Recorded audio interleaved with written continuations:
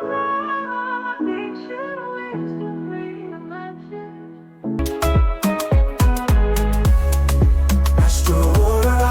future is here.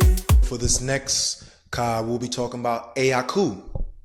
Now, Budge listed Ku, but with the Madut, you can see that he misinterpreted some things. Ku is related to wisdom.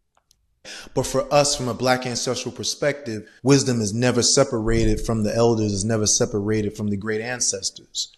And this is one of the differences in the conception of wisdom and the conception of enlightenment, because Aakhu, as a Ka, also deals with enlightenment. Hearing about enlightenment from an Indo-European perspective makes it a very individualistic concept.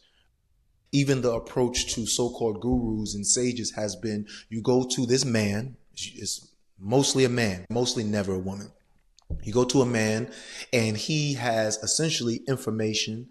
And if you submit yourself to him, if you and submit yourself means really from an Indo-European standpoint, devalue yourself at some point, then you get the information and you should be happy that you get the information.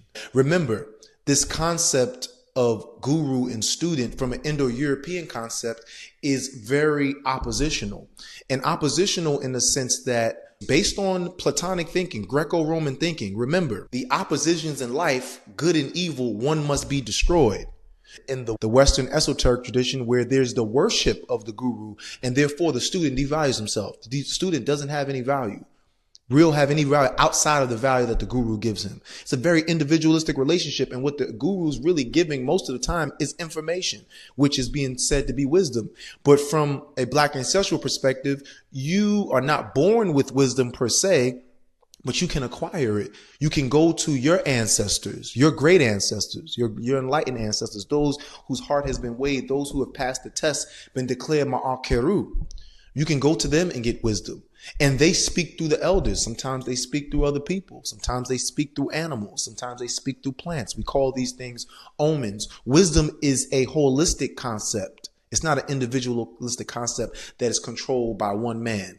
And of course, that directly aligns with white supremacy, or what we like to call white control in a patriarchal racist system. Yeah, that would be great. The person who's controlling the information is the one I have to go demean myself to or submit. And I'm not saying that submission or humility or respect is a bad thing, but the submission from a Black ancestral perspective means that you still keep your value as a human being.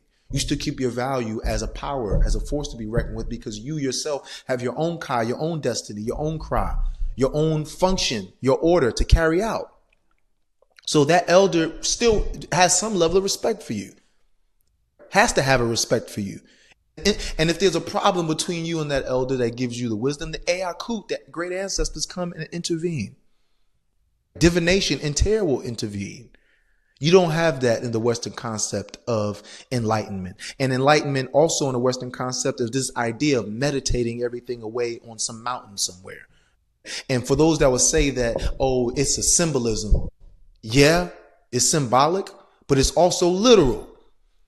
Many people have gone over, we think they're going over into the mountains and meeting the sage, even the way that they've even written spiritual texts. The way the 15th hexagram of the I Ching is written is based, or the interpretation, how some people have it, of this going to the mountain to meet the elder, to meet the sage. As if the sage and the elder is always on the mountain. Sage and elders, they be on the mountains, they do, but remember, it's creating this conception that you won't find them in everyday life, that you may not run past the sage or the elder, the person with wisdom, in the grocery store, at the market, when you go on a plan. That's Black ancestral tradition. The European Western esoteric tradition is based upon this idea of them speaking, these singular people speaking to ascended masters who, might I add, always seem to be white. They always seem to be fair-skinned. These ascended masters who are in control or in charge of controlling the destiny of the world. And they also, once again, they happen to be white. Well, we are born with ascended masters, which are our enlightened ancestors.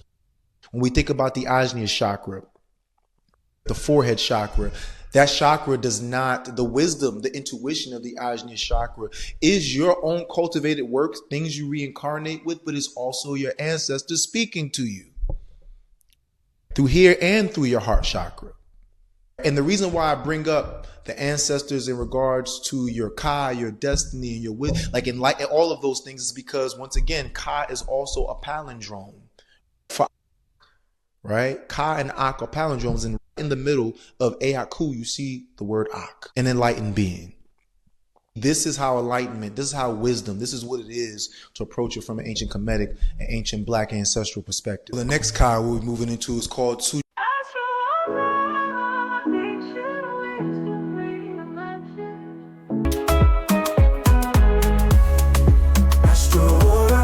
The future is here.